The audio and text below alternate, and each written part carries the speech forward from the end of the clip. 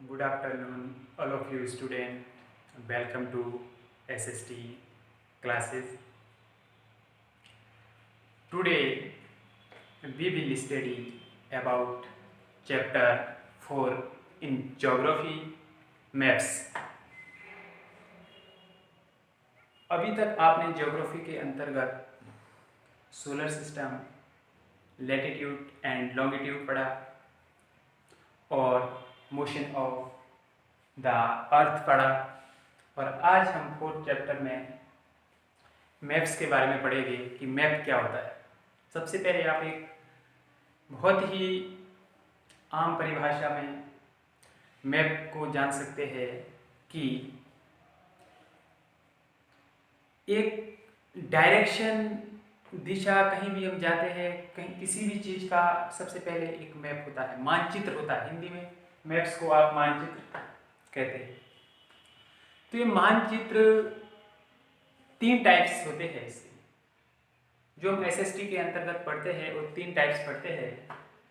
Number 1 types होगा इसका physical map.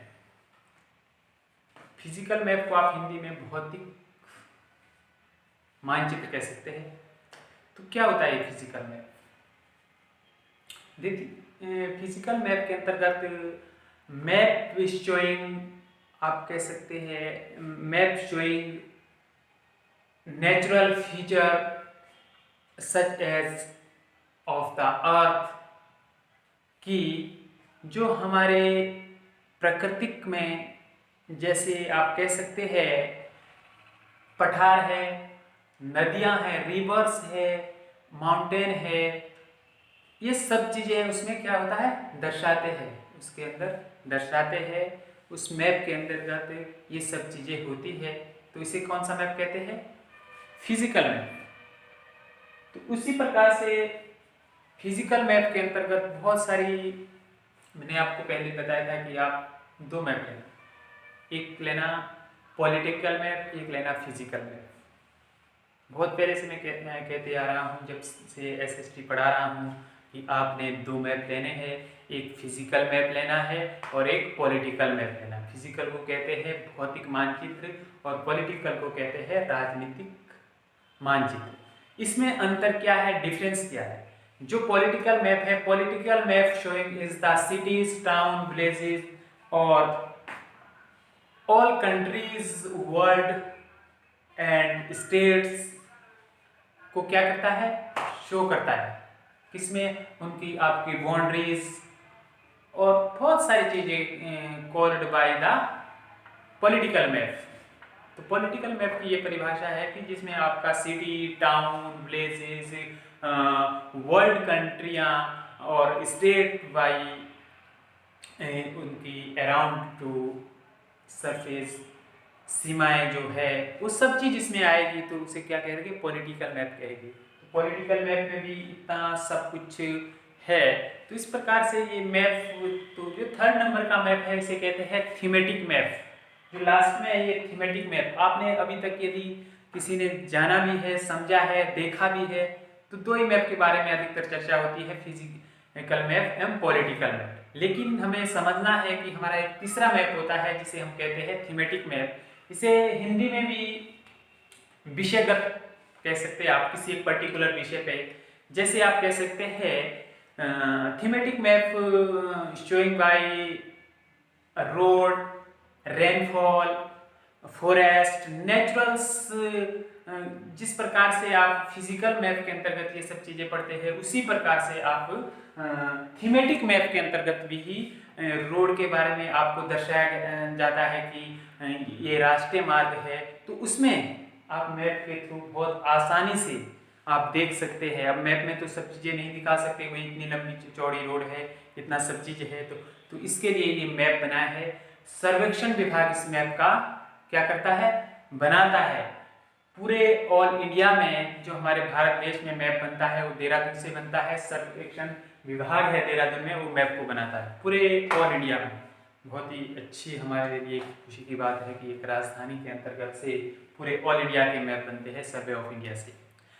तो इस प्रकार से हमने मैप पढ़े कि 3 प्रकार के 3 टाइप्स होते हैं मैप। मैप के अंदर आपने बहुत सारी चीज़ें देखी होगी जिसमें है कि आपके माउंटेन्स और आपके रिवर्स वगैरह दर्शाई रहती है। तो उसको आप एक बहुत ही नॉर्मल नहीं कह सकता हूँ मैं कि आप उसमें एक प्रतीक चिन्ह भी होता है। यदि आपने देखा होगा उसमें क्या होता है, प्रतीक चिन्ह होते हैं। मैप के अंदर मैंने ये मैप बनाया है, यहाँ पे आपसे दिख रहा है। तो इस प्रकार का मैप होगा तो इसमें आपके इस प्रकार के पर्वत वगैरह दर्शाए रहेंगे। ये हमारा उत्तराखंड है, मान लो ये हमारा उत्तराखंड है। तो उत्तराखंड के अंतर्गत जो आपका हिल स्टेशन है, पहाड़ी क्षेत्र है, उसमें क्या होगा, माउंटेन दर्शाए हुए होंगे। तो माउंटेन दर्शाए हुए होंगे तो इसके लिए अलग से क्या बनेगा, एक सिंबल बनेगा। तो उसी प्रकार से हम इसके अंतर्गत, इसी चैप्टर के अंतर्गत अलग से पढ़ेंगे there are the 3 component maps, कि मानचित्र के 3 घटक होते हैं। कौन कौन से होते हैं, एक होता है डिस्टेंस, एक होता है डायरेक्शन और एक होता है सिंबल।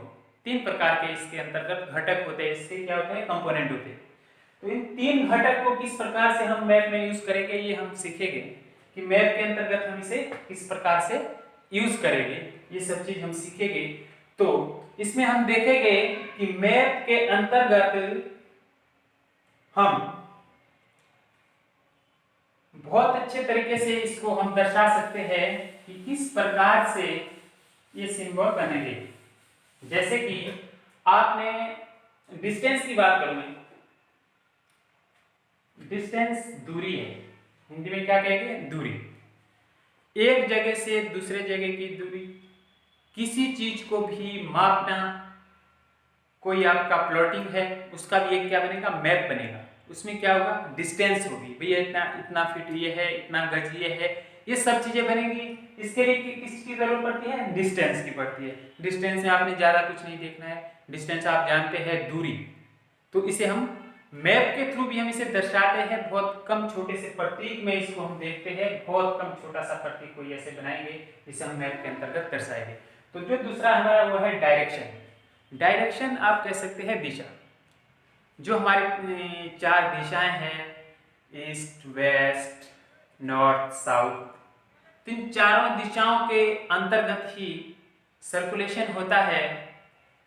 तो इसमें क्या होता है, ये मैप के थ्रू हम इससे बहुत सारी चीज मैप का सिस्टमेटिक बना सकते हैं हम डायरेक्शन से, और डायरेक्शन से बहुत सारे प्रतीक को हम दे सकते हैं, बहुत सारी चीजों को हम इससे क्या कर सकते हैं, अपनी दिशा से बना सकते हैं कि इस दिशा में क्या होना चाहिए, इस दिशा के अंतर्गत क्या होना चाहिए, माउंटेन्स वगैरह। ये एक मैप में हेल्प करता है, ये मैप को बनाने में बहुत बड़ा योगदान रहता है इसका। सबसे पहले हम जब इंडिया का मैप बनाते हैं, सबसे पहले यूँ करते हैं, इस तरीके से करते हैं हम जब इंडिया का मैप बनाते हैं, फिर यहाँ से बनाते हैं,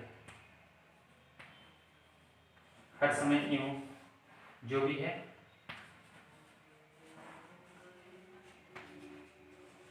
इस तरीके से इस प्लस का एक बहुत बड़ा योगदान है अपने में, इस प्लस का बहुत बड़ा योगदान है अपने में।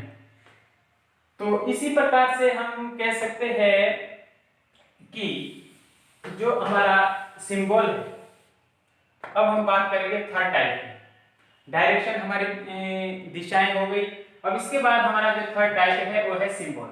सिंबल को हम हिंदी में प्रतीक चिन्ह कहते हैं, कि किसी भी, चाहे आपका माउंटेन हो, चाहे आपका रिवर्स हो, चाहे आपके टेम्पल हो, उसको एक प्रतीक चिन्ह में दर्शाने के लिए हम सिंबल का यूज करते हैं। सिंबल किस तरीके से बनेगा, जैसे यदि हमने रिवर्स नदी के बारे में हमने दर्शाना है तो इस प्रकार का टाइप्स बनेगा एक खन्ने के अंदर।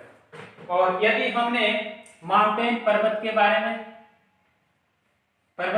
हमने दर्शाना है किसी चीज का, तो इस टाइप का वो बनेगा प्रतीक, भाई ये हमारे माउंटेन हो गए। यदि हमने टेम्पल के बारे में, किसी मंदिर के बारे में दिखाना है कि हमारे जो मानचित्र है, जो हमारा मानचित्र है उसमें कहाँ पर दर्शाया जाएगा इसे, भैया अब हम वहाँ तो मंदिर तो नहीं बना सकते हैं, इतना बड़ा दिखा नहीं तो सकते हैं, तो एक छोटे से प्रतीक में हम मंदिर को यूं दिखा सकते हैं।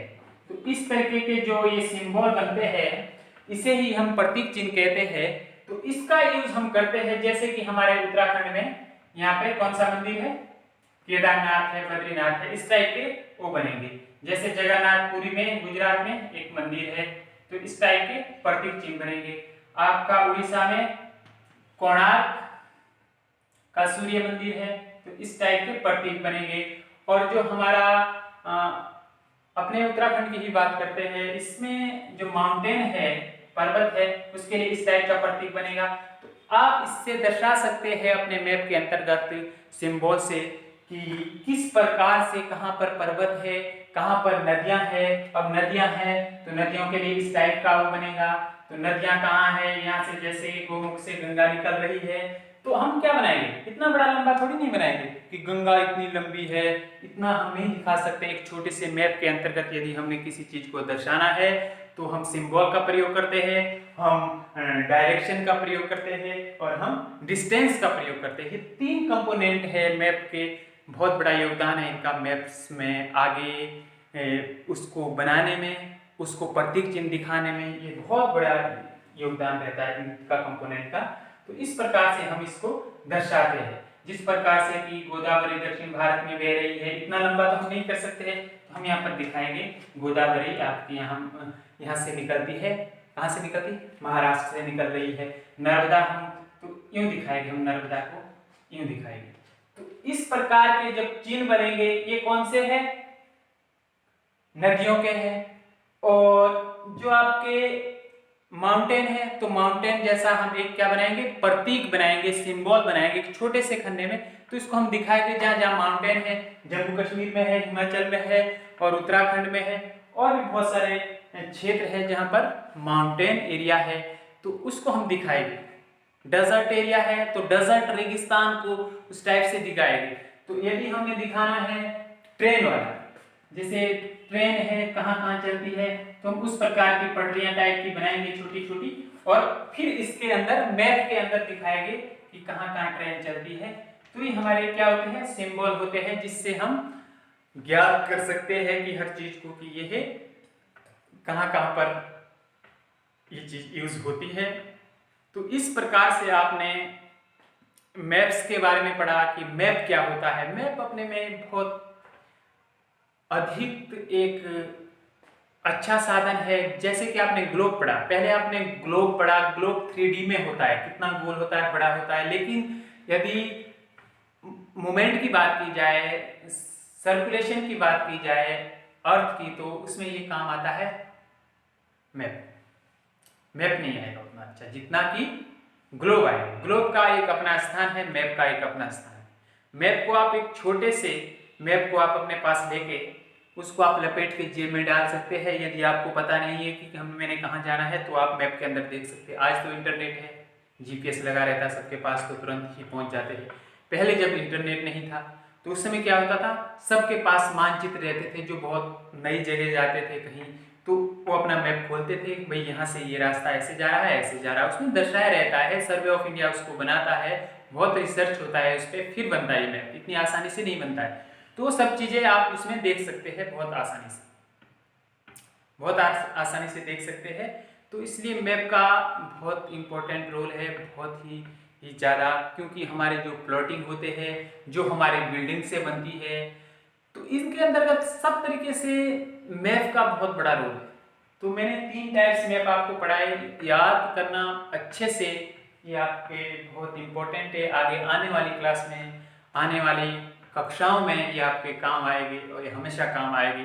बहुत अच्छे एग्जाम में भी पूछे जाते हैं कि टाइप ऑफ मैप कितने टाइप होते हैं, तो 3 टाइप होते हैं। और इसके कंपोनेंट पूछे जाते हैं। कंपोनेंट क्या होते हैं, 3 कंपोनेंट होते हैं, डिस्टेंस, डायरेक्शन और सिंबल। तो इस तरीके से आपने इन चीज़ों को पढ़ना है। तो आपने सबसे पहले मैप को याद रखना है कि मैप कितने होते हैं, 3। नंबर 1 फिजिकल मैप, ठीक। फिजिकल मैप के अंतर्गत क्या आएगा, आपका फिजिकल मैप के अंतर्गत आएगा माउंटेन आएगा, रिवर्स आएगा, ओशियंस आएगी, आपके बहुत सारे क्या क्या आएगा, पर्वत आएंगे, पठार आएंगे, नदियां आएगी, आपका महासागर आएगी। ये सब चीजें जो आपका, मैंने कहा ना कि map showing natural feature of the अर्थ, जो आपके प्राकृतिक एक नेचुरली तौर पर हमारे प्राकृतिक में है, जैसे पर्वत पठार नदियां हैं, उस चीज को हम दर्शाते हैं तो कौन से मैप में दर्शाते हैं? फिजिकल मैप में, याद रखना, भौतिक मानचित्र में। जो दूसरे नंबर का है आपका political map. Political map showing the cities, towns, village and world countries and states. ये सब चीजें किस में आएगा? पॉलिटिकल मैप के अंतर्गत आएगा, जिसको आप कहेंगे राजनीतिक मानचित्र। और तीसरा जो आपका रहेगा, तो आपको कंफ्यूज रहेगा तीसरे में, थीमेटिक मैप जिसे कहते हैं। थीमेटिक मैप में आपको जो इन दोनों का मिश्रण भी कह सकते हैं, या अलग से भी एक अलग ही इंफॉर्मेशन देता है। जैसे रोड के बारे में, रोड तो हम बनाते हैं, नेचुरल तो नहीं होती है, बहुत कम, कहीं भी थोड़ा सा नेचुरल भी कह सकते हैं, लेकिन बनाते हैं एक सही सिस्टम से। रोड हो गया, रेनफॉल हो गया, बारिश हो रही है, उसको किस तरीके से दिखा सकते हैं हम? किस मैप में दिखा सकते हैं? कौन से में? थीमेटिक्स मैप के अंतर्गत हम उसको दिखा सकते हैं। और आपका इंडस्ट्रीज हो गई, आपका फॉरेस्ट एरिया हो गया, ये सब चीजें हम किस चीज में दिखाएंगे? आपका थीमेटिक मैप में, जिसे कि हम हिंदी में विषयगत मैप कहते हैं। तो इस प्रकार से स्टूडेंट्स ये क्लास यहाँ समाप्त होती है, और आप अच्छे से होमवर्क कीजिए, अच्छे से पढ़ाई कीजिए। आपके एग्जाम अगले मंथ में होने वाले हैं, मैं बार बार आपको ये दोहरा रहा हूँ, और आप अच्छे से सभी सब्जेक्ट की अच्छे से तैयारी करें। और all the best. Thank you class.